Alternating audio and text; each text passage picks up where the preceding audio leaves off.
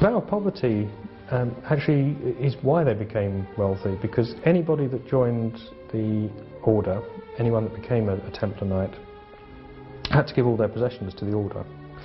And it became quite a prestigious thing for noble families to, to have some of their sons go into the Templar order.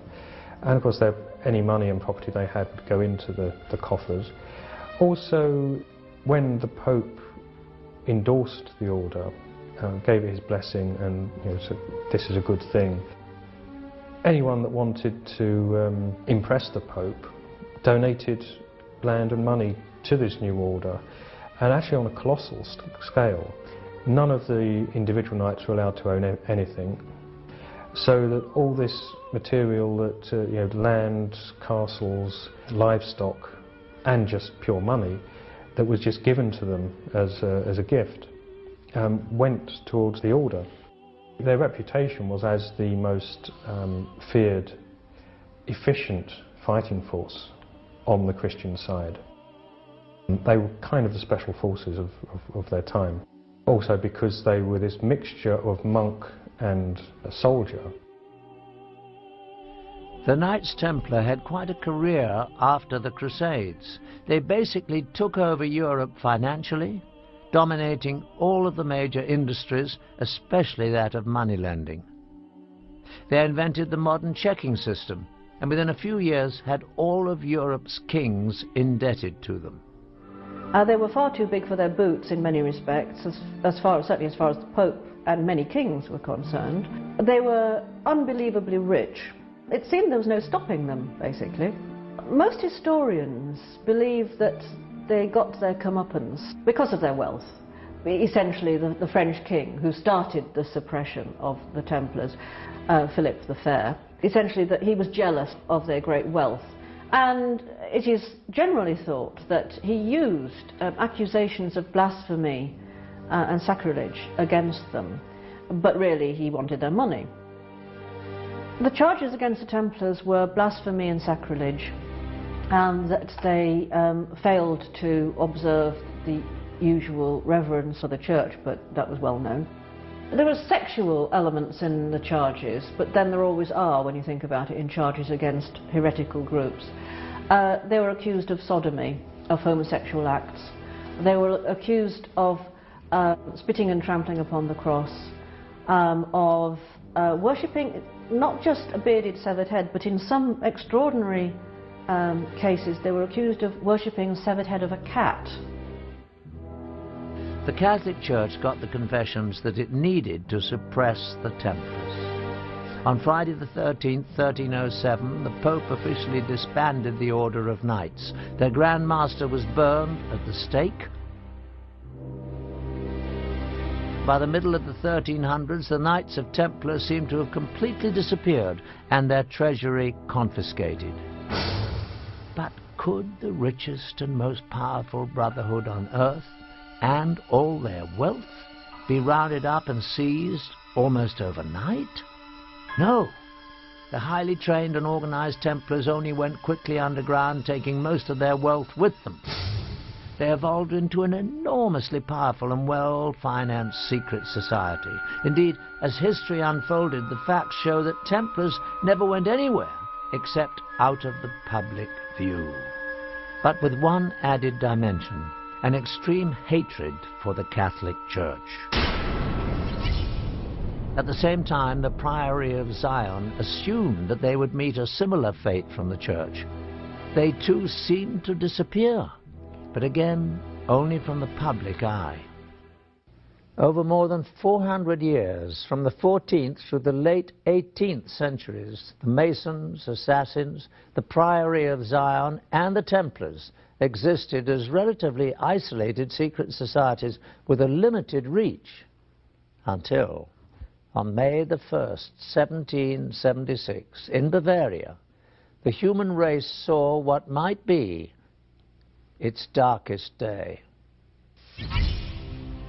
Adam Weishaupt, a Jesuit-trained professor of canon law, well versed in the occult, formed a new secret organization that would unite all the secret societies for an unthinkable purpose: to gain complete control over the world and its resources, and to achieve total domination of its people.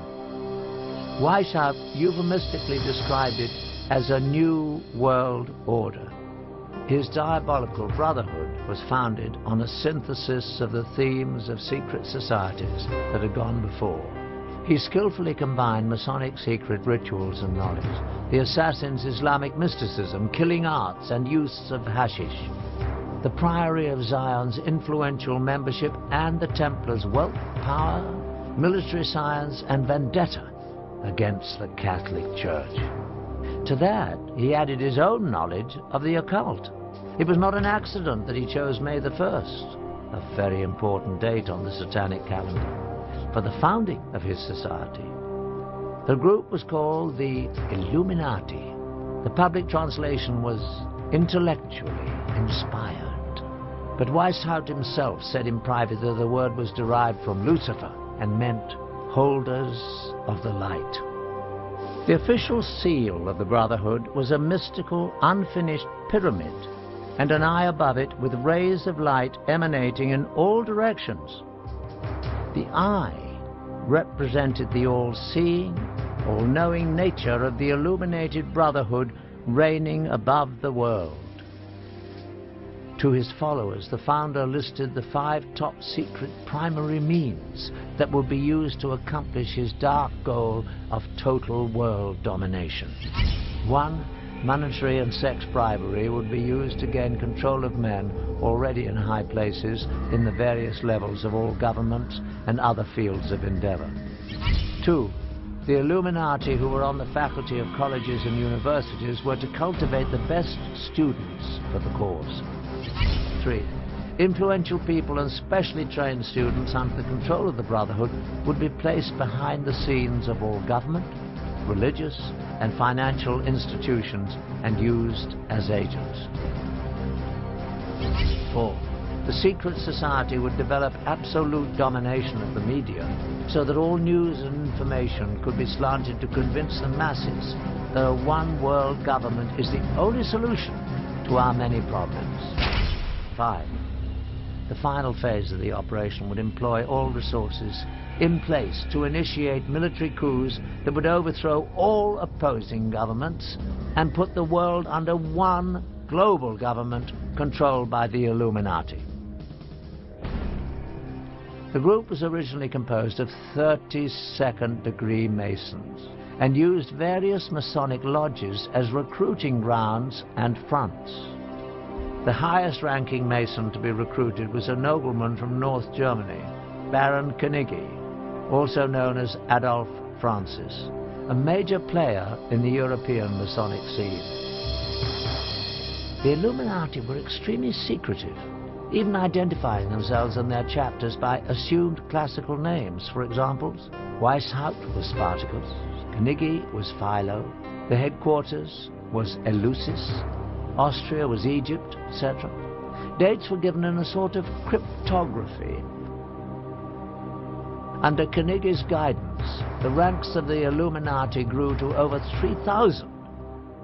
But so much rapid success also brought opposition.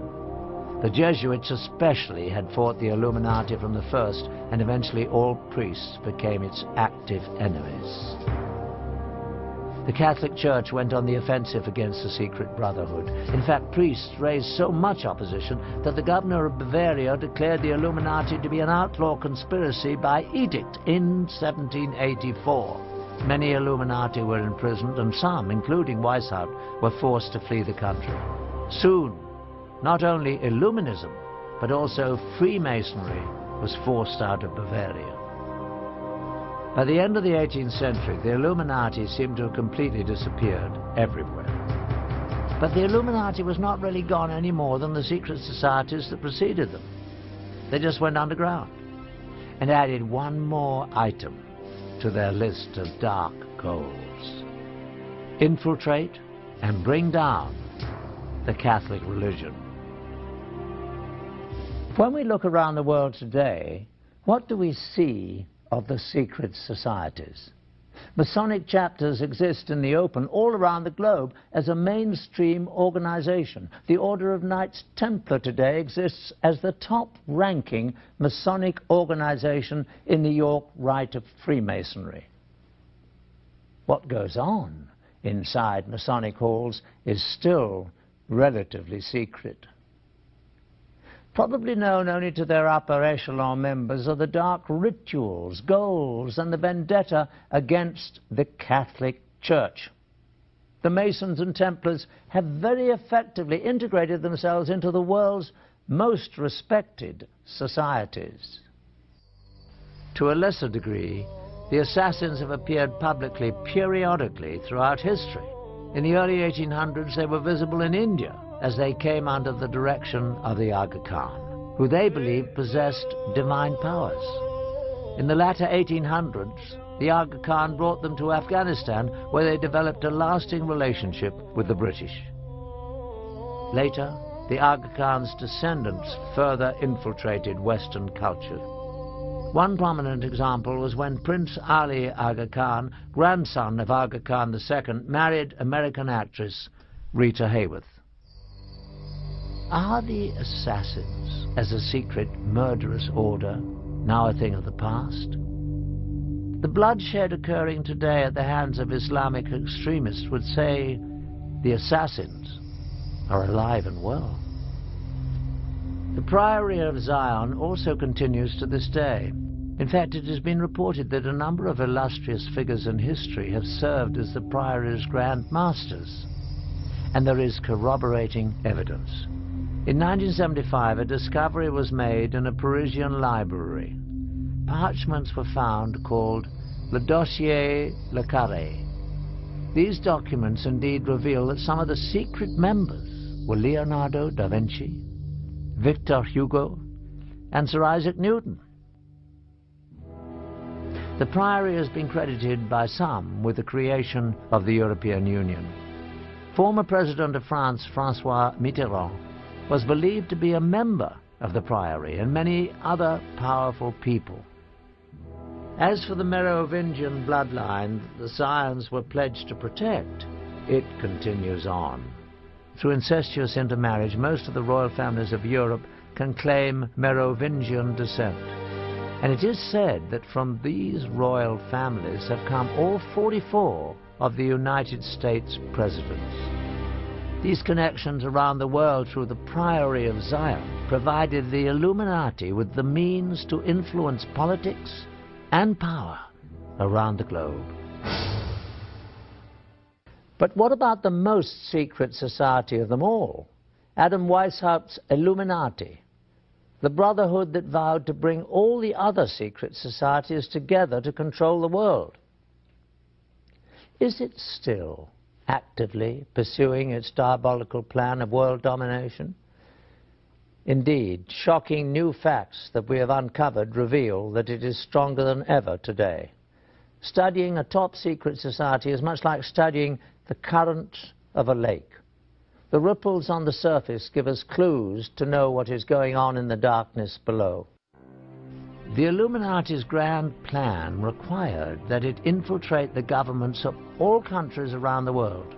In our extensive investigation, we focused on just one target, the former Soviet Union, to see how it was manipulated by the Illuminati.